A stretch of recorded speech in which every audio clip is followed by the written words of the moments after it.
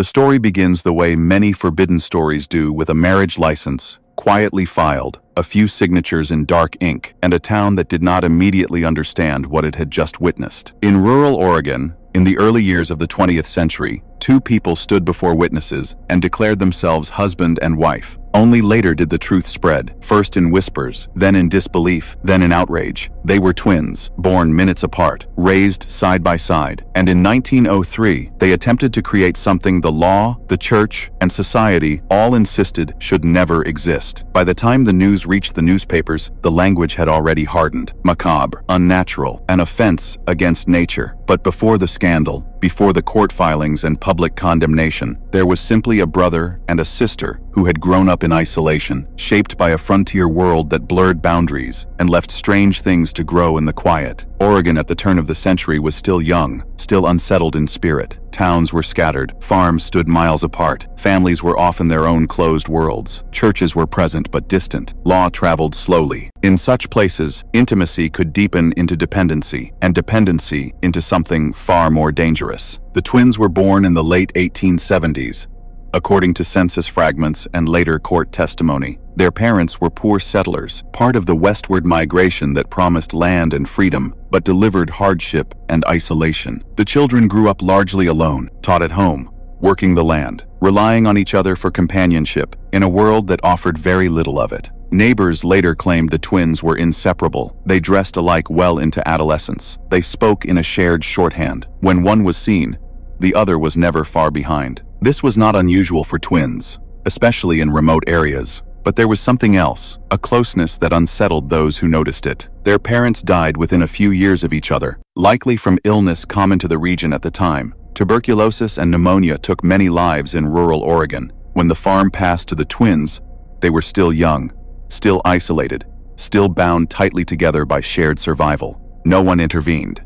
No one asked questions. In a place where privacy was survival, curiosity was considered impolite. What happened between the deaths of their parents and the marriage license is known only through inference and later testimony. There are no diaries, no letters, only the outcome. At some point, the boundary between siblinghood and partnership collapsed entirely. Whether this was driven by emotional dependency, fear of abandonment, or something darker shaped by isolation, history does not say. What is known is that in the spring of 1903, the twins traveled to a nearby town and presented themselves for marriage. They gave their names. They swore they were not related. The clerk, either careless or trusting, issued the license. There was no centralized record system, no photographs, no easy verification. The ceremony was small, bare, no family attended, only a minister, two witnesses, and the twins themselves. To those present, they may have appeared simply similar in appearance, not identical. Identical twins were still poorly understood by the public. Genetics as a science was in its infancy. Mendel's work had only recently resurfaced. For a brief moment, the marriage existed legally. They returned to their farm and began living openly as husband and wife. And then, inevitably, someone noticed, perhaps a neighbor, perhaps a visiting relative, perhaps a midwife, once rumors of pregnancy began to circulate. However it happened, the truth reached the local authorities. The response was swift and severe. By 1903, America was entering an era obsessed with moral purity and biological fear. The eugenics movement was gaining ground, especially in the Pacific Northwest. Newspapers were filled with warnings about degeneracy, tainted bloodlines, and the supposed collapse of civilization if boundaries were not enforced. Incest was not merely illegal, it was symbolic. It represented the breakdown of social order itself. The twins were arrested and separated for the first time in their lives. Court records describe their distress vividly. They refused to answer questions unless seated near each other. They spoke in incomplete sentences, finishing each other's thoughts. When told their marriage was void, witnesses reported that one of them began to shake uncontrollably. The trial was not long. The facts were undeniable. Birth records confirmed their relationship. The judge declared the marriage null and void, as though it never existed. Charges were considered, but ultimately dropped, possibly due to public discomfort with prosecuting what many saw as a tragic rather than criminal case. But the damage was done. Newspapers across Oregon and beyond seized on the story. Some framed it as a moral horror, others as a scientific curiosity. Headlines speculated wildly about the mental state of the twins, describing them as feeble-minded or stunted, language common and cruel in that era. The most disturbing aspect, however, was what came next. According to later accounts and scattered references, the twins were not permanently separated.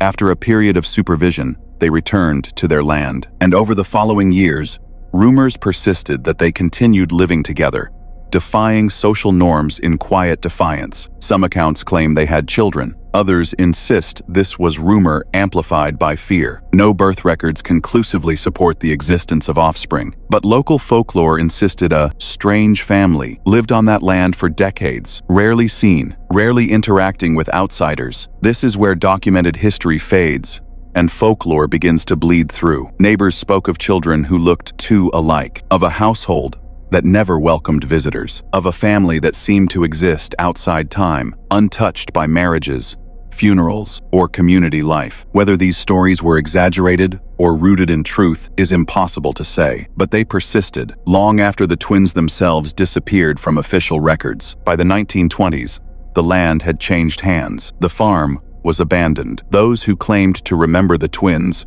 spoke of them as figures half real, half myth, a warning whispered rather than written. The case became a footnote in legal discussions about marriage law. It was cited quietly in debates about record-keeping, identity verification, and later, compulsory sterilization laws that Oregon would adopt in the 1910s and 1920s. The twins were not just a scandal, they were used as justification. And that may be the darkest part of the story. Whatever their private reality, whatever pain or confusion shaped their choices, their lives became evidence in a system eager to control bodies and bloodlines. They were no longer people, they were examples. In the end, the twins vanish from the record the way many marginalized people do. No confirmed graves, no death certificates easily traced, just silence. What remains is the unease their story leaves behind, not because it is sensational, but because it exposes how isolation, neglect, and fear can twist human bonds into something unrecognizable. It reminds us that horror does not always arrive with violence. Sometimes it grows slowly, quietly, in places no one is watching. And when it finally steps into the light, the world does not know what to do with it, except look away. When the town finally learned the truth, it didn't come as a single revelation. It arrived in fragments. A whisper here, a look held too long there, a ledger entry that didn't quite make sense. And then, slowly, an understanding that made people uncomfortable in a way they couldn't name. By the winter of 1903, the twins had become impossible to ignore. They were known as Elias and Eliza Harrow. Born minutes apart on a rain-soaked night outside Oregon City, they entered the world as mirrors of one another. Same pale hair that darkened with age, same narrow faces, same eyes, a gray-blue that never quite seemed warm. From the beginning, people remarked on how closely they moved together, how they finished each other's sentences, how, even as children, they seemed sealed off from everyone else. Their parents were quiet people, migrants from the Midwest who had come west chasing land and a future. Like so many others, the Harrow homestead sat just far enough from town to feel isolated, but close enough to trade. After the parents died within a year of each other, first the mother from fever, then the father from a fall that some said looked too clean to be accidental, the twins inherited everything. They were barely 20. What followed unsettled the neighbors, though no one could point to a law it broke. Elias and Eliza never married outsiders. They never courted. They never even entertained the idea. When asked, they smiled thinly and said they already had family. That was enough. Then, one spring morning, church bells rang for a wedding. People came out of habit, out of curiosity, out of the quiet hunger for gossip that keeps small towns alive. They expected a bride from Portland, maybe, or a distant cousin. Instead, they watched Elias and Eliza walk down the aisle together. No explanation was given, no apology offered. The minister hesitated long enough for the silence to stretch thin, then performed the ceremony anyway. Whether out of fear, confusion, or belief that God would judge what he could not, no one ever knew. After that day, the town changed its relationship with the twins. They were no longer simply strange. They were something else, something people avoided naming. But the Harrow property flourished. The twins worked the land with obsessive precision. Fields rotated perfectly. Livestock stayed unnaturally healthy. They traded goods that were always just a little better than anyone else's. Their house expanded, room by room, until it felt less like a home and more like a private world built for two. Then came the children. The first was born late in the year, during a snowstorm that blocked the road into town. No doctor attended, no midwife was called. When the storm cleared, people noticed smoke from the Harrow chimney had burned steadily for 3 days and nights. A child appeared in the spring, then another the year after, and another. They were pale, quiet, watchful children. They did not play with others. They did not attend school. When seen in town, they walked in a line behind their parents, eyes down, hands clean, clothes mended too carefully to be accidental.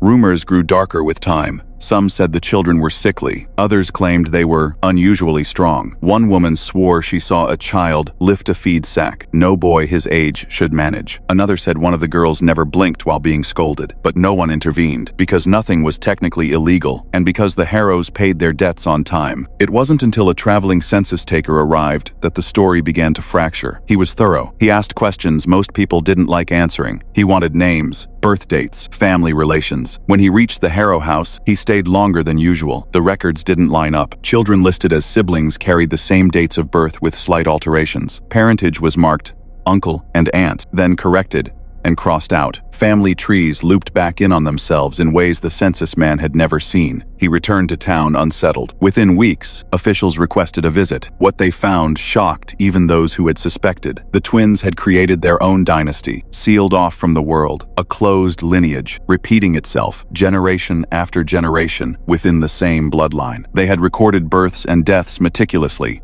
maintaining their own internal order. They believed, with quiet certainty, that they were preserving something pure, something chosen. Elias spoke of destiny, of blood remembering itself, of a future built not by chance, but by intention. Eliza said less, but when she spoke, it was with conviction that chilled the room. They did not see themselves as sinners. They saw themselves as founders. The state intervened. Children were removed. The twins were separated for the first time since birth. Elias deteriorated quickly in confinement. He stopped eating. He scratched at his arms until they bled. Witnesses said he whispered Eliza's name constantly, as if calling her back into existence. Eliza lasted longer. She answered questions calmly. She never raised her voice. She never asked to see her children. When told Elias had died in custody, she closed her eyes and said only, "Then, it's finished." The house was abandoned soon after. Years later, locals claimed the land never grew right again. Crops failed inexplicably. Animals refused to drink from the stream. Some said they heard children's voices at dusk, counting softly, always stopping at the same number. The Harrow records vanished. Official documents were sealed. The children were scattered, renamed, absorbed into other families, their origins erased as thoroughly as possible. But in Oregon, old-timers still speak of the twins, not as monsters, as a warning, because the most frightening horrors in history are rarely born from madness alone. They come from belief, from certainty, from people who convince themselves they are building something eternal, no matter the cost. And sometimes, the blood remembers. Years after the Harrow case was officially closed, people still searched for it in the records. They rarely found anything. Court documents were reduced to vague summaries. Names were changed or replaced with initials. Birth certificates were amended, then amended again. The state, embarrassed and unsettled by how long the situation had been allowed to exist, did what institutions often do when confronted with something morally indefensible but legally complicated. It buried the details. But stories don't disappear just because paperwork does. In Oregon City and the smaller settlements nearby, the twins became something like a local ghost story. Parents warned their children not to wander near the old Harrow land. Farmers avoided leasing it. One attempted to build a new house there in the 1920s and abandoned the project after his livestock repeatedly broke free and ran toward the road, as if fleeing something unseen. Older residents claimed the house itself felt wrong, not haunted in the theatrical sense, just oppressive, as if the walls had been built too close together on purpose, as if the rooms were designed to keep outsiders uncomfortable and insiders contained. A former neighbor, interviewed decades later, said something that stayed with historians who studied the case. "They weren't wild people," he said. "That's what scared us. They were calm, careful. They believed they were right." That belief is what places the Harrow twins in a darker category of historical horror. They were not driven by impulse. They didn't hide what they were doing because they felt shame. They hid it because they believed the world wouldn't understand their purpose. In their letters, fragments of which survived in private collections, they wrote about blood as memory, about the idea that families weakened when they spread outward, that strength came from returning inward again and again. This thinking did not emerge in a vacuum. At the turn of the 20th century, ideas about heredity, purity, and lineage were circulating widely in America. Pseudoscientific theories about bloodlines and inherited superiority were discussed openly in newspapers and academic circles. Eugenics had not yet taken its most horrific forms, but the intellectual groundwork was already being laid. The Harrows absorbed these ideas and twisted them inward. Where others spoke of improving society, they spoke of preserving themselves. Where reformers talked about the future, Elias talked about returning to an origin point and building forward from there, unchanged. Their dynasty was never meant to expand outward. It was meant to fold in on itself endlessly. That is why the separation destroyed them. When Elias died in custody, records describe his death as decline following refusal of sustenance, but a nurse later wrote privately that it looked less like starvation and more like surrender. As if his body no longer understood how to function without the presence of its counterpart. Eliza's fate is less clear. Officially, she was transferred to a women's facility outside the state. After that, her trail dissolves. Some claim she died quietly, years later. Others insist she was released under a new name and disappeared into the expanding cities of the West. There is no proof either way. What remains are the children. Those who were old enough to remember the Harrow house reportedly struggled throughout their lives. Many were described as distant, rigid, uncomfortable with ordinary family structures. A few sought out their siblings later in life, drawn together without fully understanding why. None ever spoke publicly about their parents. Historians believe this silence was encouraged, if not enforced. The state wanted the story gone. The families who took the children in wanted normalcy. And the children themselves had been taught from birth that outsiders were not to be trusted, so the truth survived in fragments, in rumors, in half-remembered conversations, in the way some stories refuse to stay buried, no matter how carefully they are covered. Today, the Harrow case is rarely mentioned in textbooks. When it is, it appears as a footnote, an anomaly, a strange moral failure, corrected just in time. But those who study dark history know better. This was not a sudden collapse. It was a slow permission. A series of moments where neighbors looked away, where officials chose convenience over confrontation, where belief was allowed to harden into practice because no one wanted to be the first to say, "This should not exist." That is why the story endures, not because twins married each other, not because they tried to build a dynasty, but because they succeeded for longer than anyone wants to admit, and because their certainty was so quiet, so orderly, and so disturbingly human.